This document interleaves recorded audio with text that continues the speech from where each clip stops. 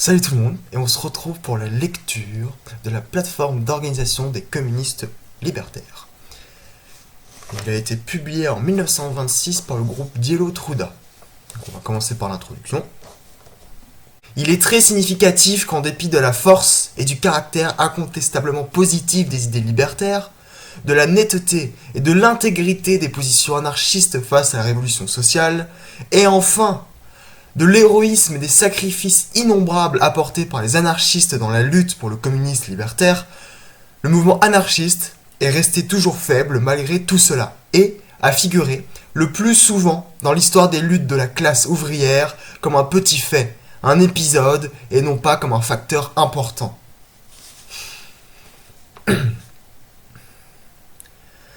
Cette contradiction entre le fond positif et incontestable des idées libertaires et l'état misérable où végète le mouvement anarchiste trouve son explication dans un ensemble de causes dont la plus importante, la principale, est l'absence de principes et de pratiques organisationnelles dans le monde anarchiste.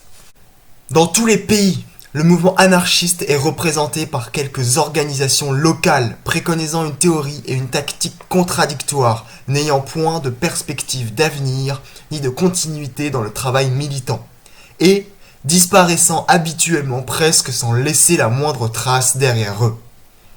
Un tel état de l'anarchisme révolutionnaire, si nous le prenons dans son ensemble, ne peut être qualifié autrement que comme une désorganisation générale chronique.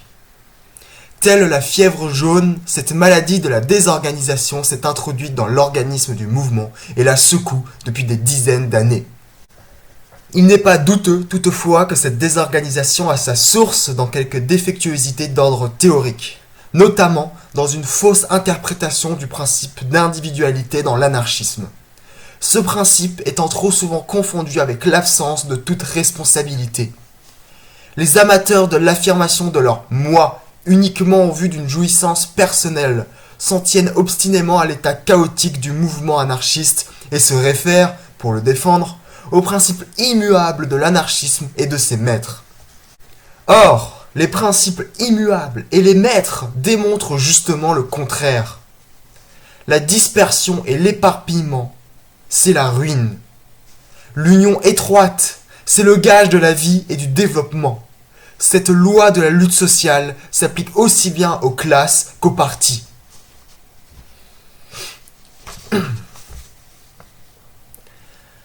L'anarchisme n'est pas une belle fantaisie, ni une idée abstraite de philosophie. C'est le mouvement social des masses laborieuses. Pour cette raison déjà, il doit rallier ses forces en une organisation générale, constamment agissante, comme l'exigent la réalité et la stratégie de la lutte des classes. Nous sommes persuadés, dit Kropotkin, que la formation d'un parti anarchiste en Russie, loin d'être préjudiciable à l'œuvre révolutionnaire, est au contraire souhaitable et utile au plus haut degré. Préface à la Commune de Paris, par Bakounine, édition de 1892. Bakounine ne s'opposait jamais non plus à l'idée d'organisation anarchiste générale. Au contraire, ses aspirations concernant l'organisation, ainsi que son activité dans la première internationale ouvrière, nous donnent tous les droits de voir en lui un partisan actif, précisément d'une telle organisation.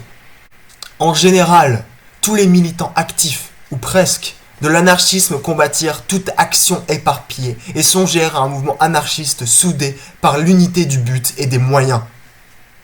C'est pendant la révolution russe de 1917 que la nécessité d'une organisation générale se fit sentir le plus nettement et le plus impérieusement.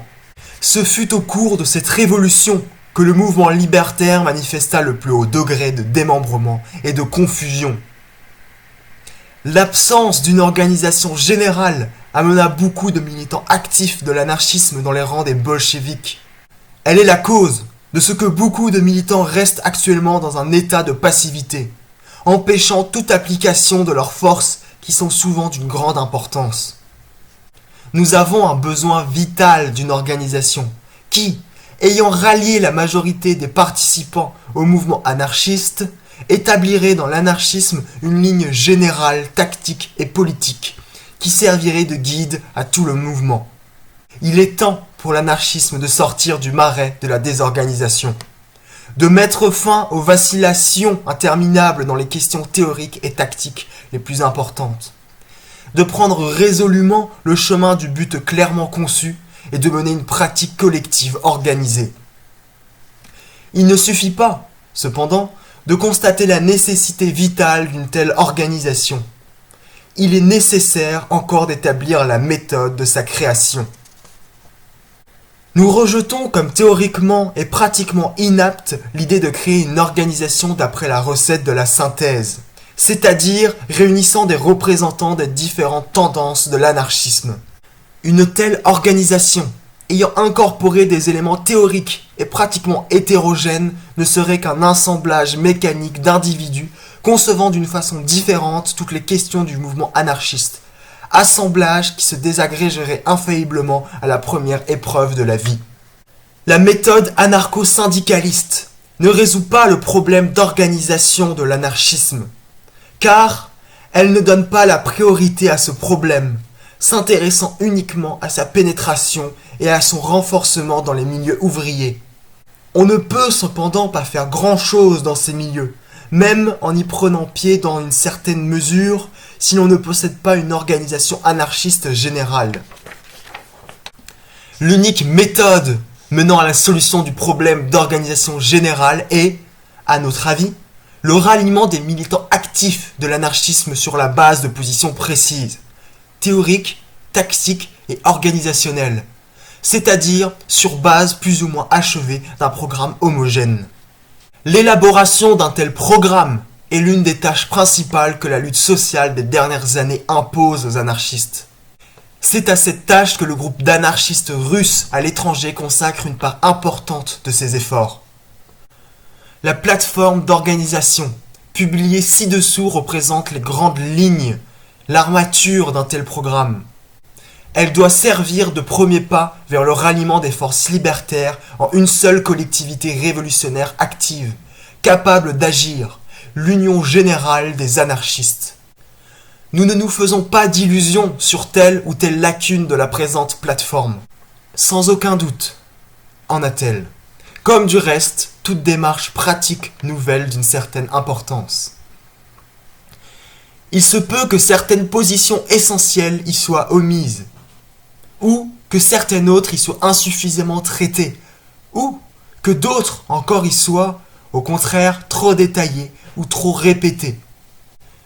Tout cela est possible, mais ce n'est pas la plus importante. Ce qui importe, c'est de jeter les fondements d'une organisation générale. Et c'est ce but qui est atteint à un degré nécessaire par la présente plateforme. C'est à la collectivité entière, l'union des anarchistes, de l'élargir, de l'approfondir, plus tard d'en faire un programme définitif pour tout le mouvement anarchiste. Sur un autre plan aussi, nous ne nous faisons pas d'illusions.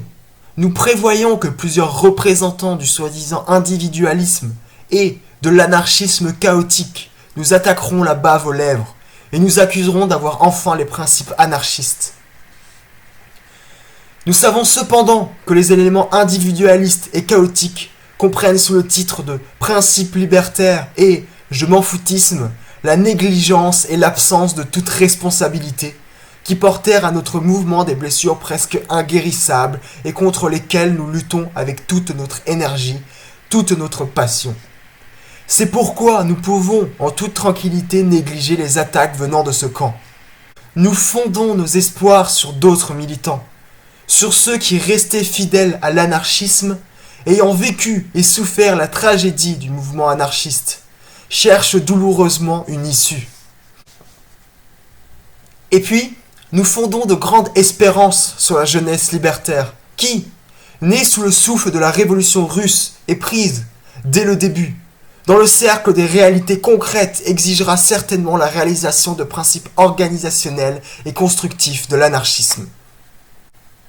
Nous invitons toutes les organisations anarchistes russes dispersées dans les divers pays du monde, et aussi les militants isolés de l'anarchisme, à s'unir en une seule collectivité révolutionnaire, sur la base d'une plateforme commune d'organisation. Puisse cette plateforme servir de mot d'ordre révolutionnaire et de point de ralliement à tous les militants du mouvement anarchiste russe. Voilà, l'introduction est terminée.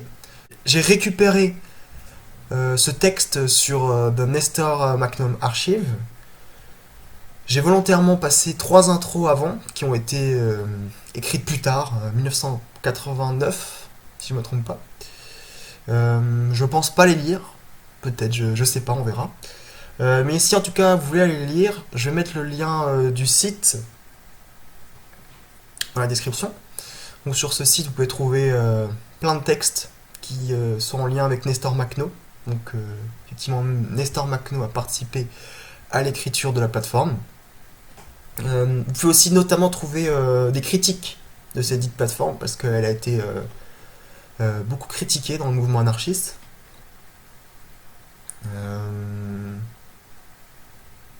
Peut-être que je ferai une vidéo dans le futur qui parlera de ces critiques. Je sais pas, peut-être expliquer les origines de ce texte, quand il a été publié, quand il a été écrit et ce qui en a découlé après. Donc, je sais pas, c'est pas encore dans le moment présent si je fais ça. Ce sera quand j'aurai fini, je pense. On verra. Et sur ce, salut à tous.